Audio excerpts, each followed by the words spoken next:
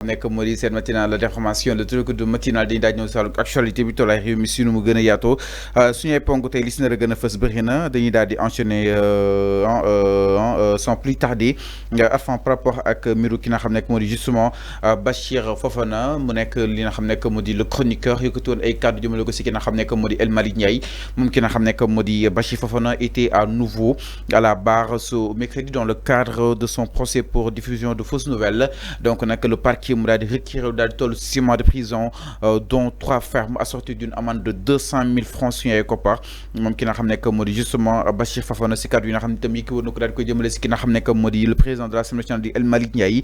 Donc nag l'affaire a démarré exactement à une plainte du président de l'Assemblée nationale El Malick Ndiaye déposée auprès de la division spéciale de la cybercriminalité ki nga xam nekk moo di Bachir Fofana doon affirmé que ni attribution marché auto yi donc daal di dénk si kenn koo xam ni itam ki nga xam nekk moo di Cheikh Gueye ñu tuddoon ko si wàllu corruption ak ki nga xam nekk moo di le ministre Ismaïla Madior Fall le procureur nag daal di soutenir woon yooyu de li nga xam nekk moo di accusation infondée waaye itam ñu si li nga xam nekk moo di ay preuves ñu daal di koy déglu nag naka noonu ko daal di mandat de dépôt exactement moom itam doon nañ ko daal di xaarandi ni ki li nga xam nekk moo di démb moom ki nga xam nekk moo di Bachir des na daal di joxe li nga xam nekk moo di verdict bi xam ne ko ni ki li nga xam nekk moo di ce 9 juillet 2025 alors avant ban jàng daal di def par rapport ak ki nga xam nekk moo di justement wàll wi gis neen li nga xam nekk moo di cette lourde peine bi nga xam ni itam le procureur mu koy daal di sàkku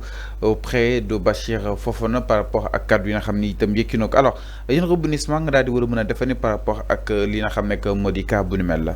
Oui, c'est un dossier qui est en cours, le dossier en diffamation ou bien en diffusion de fausses nouvelles. Mon Bachir Fofana, le journaliste, donc il a été poursuivi pour ces faits-là et il a diffusé donc de fausses nouvelles sur un marché, un supposé marché qu'il a dit que l'Assemblée nationale l'a octroyé à Cheikh Gueye sans agrément. Quand même, de tels propos lui ont conduit donc à la prison. Nous donnons qu'à entendre selon ses avocats, ils ont dit que Bachir Fofana a confirmé ses propos, donc il n'a pas essayé donc de tergiverser, mais il a plutôt confirmé les propos qu'il avait tenus. Mota le procureur Mungi requiert donc la peine de 6 mois donc ferme, ou bien 3 mois ferme et 3 mois sursis avec Bachir Fofana. Mais verdict bi yow wax nga ko sera rendu le 9 Inch'Allah, le 9 juillet. Et qu'est-ce qui va se passer? On ne sait pas, mais ce qui est sûr que le journaliste Bachir Fofana, il est dans les lieux de la détention. Donc il est détenu, il est maintenu en prison par la justice sénégalaise en attendant de voir l'évolution donc du dossier.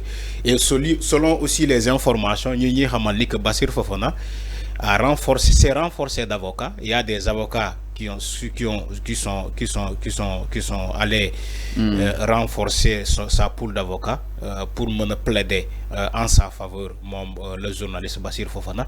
Mais en attendant, nous avons dit que justice prononcée aussi.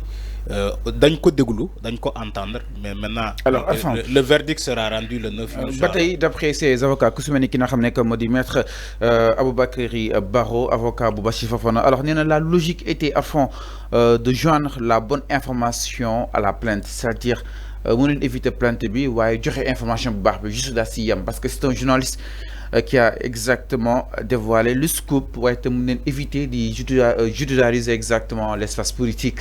Ben concrètement par rapport à Waloum, à la place, on aurait dû justement donner la bonne information. Oui, c'est l'avocat qui le dit. L'avocat qui défend Bachir Fofana. Il a le droit de le dire. Qu'est-ce que c'est le commandé? Mais quand on diffuse... Mais il y a une logique pour le logique. Non, c'est pas la logique. Je ne suis pas dans ça. C'est pas ça la logique. La logique voudrait que quand quelqu'un diffuse de fausses informations, qu'on applique les textes. C'est ça la logique.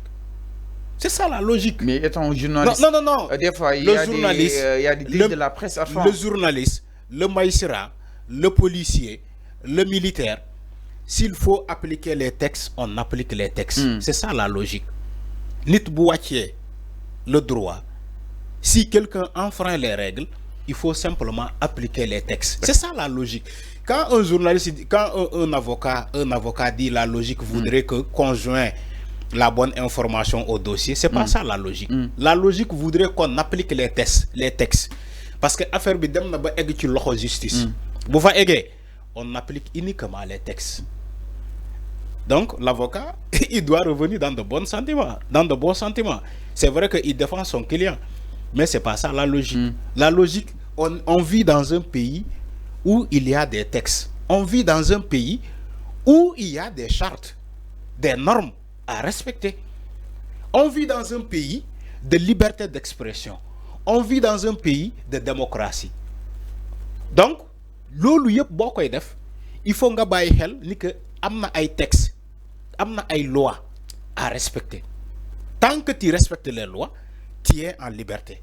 Alors, mais quand tu enfreins les lois s'appliquent à tout le monde. D'après ça la logique.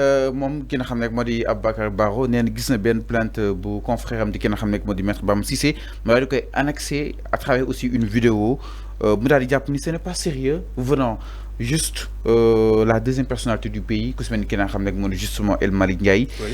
La logique était qu'il joigne à sa plainte la bonne information alors Arfan di japp ni aussi lolu rafetul ci li nga xam nek modi lu président de l'Assemblée nationale naka la ko daal di jàngatee da nga japp ñooñu au-delà de leur casquette quoi comme plus sûr de nos am li nga xam nek modi intégrité tamit Fallo, à un moment donné on doit être sérieux dans ce pays. Waxna ko fi demb. On peut pas bâtir un état basé sur du mensonge. Waxna ko fi demb. Quand il dit le président de l'Assemblée nationale en tant que la deuxième institution du pays, nit la wax, jeter le discrédit sur les institutions ou bien l'institution Assemblée nationale, et vous dites quand même à ce président de l'Assemblée nationale, vous me portez plainte.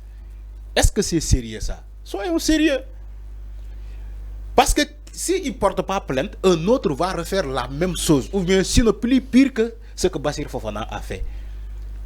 Lu ñu mëna wax moy ñun suñu jargon journaliste suñu mbokk bu tooñee nañ ko faral publiquement mais bu ñu wéetee ñu ne ko diw yow yaa tooñ. Gis nga Bassirou Fofana dafa tooñ. Il a donné une fausse information. Lui-même il accepte ni que ce qu'il a dit c'est faux. Mon Bassirou Fofana il accepte ce qu'il a dit c'est faux. Il a dit qu'il y avait une confusion, on lui a induit en erreur, on lui a envoyé des informations où il y avait bel et bien confusion. Donc, dans un pays sérieux, voudrait que boy wax information nang ko vérifier ba mu leer na nañ surtout boy wax ci Assemblée nationale deuxième institution yo wax nga ko wala boy wax ci président de la République wala une personne, je dis bien une personne incarnant certaines des prérogatives du président de la République. mais jur na coow exactement. dafa war a jur coow parce que sénégalais moo ñemewul dëgg sénégalais ñemewul dëgg sénégalais moo bëggul ku koy wax dëgg moo tax muy jur coow. Yo, su ma ñëwee ci li nga wax président de l'Assemblée nationale. bu dépendroon ci président de l'Assemblée nationale mais Bassirou Fofana dañ koy génnee ci kaso bi. Il a dit nee na c'est vrai que moom porté na plainte mais c'est pas sa plainte. C'est l'autosaisine du procureur moo nekk di dem. L'action publique moo nekk di continuer mais le président de l'Assemblée nationale en tant que tel El Malick était même prêt pour retirer sa plainte. Mais il s'est trouvé que même jamono buñu tollu ni ci dossier bi même bu retirer plainte am ñakul l'action publique va continuer parce que le procureur même s'est autosaisir ci affaire bobu. Alors mi non enfin ñu wëyal par rapport ak li nga xam nek modi wàll wi par rapport ak mbir mi alors donc naaj ñëw ci benen ponk ginaaw li nga xam nek modi justement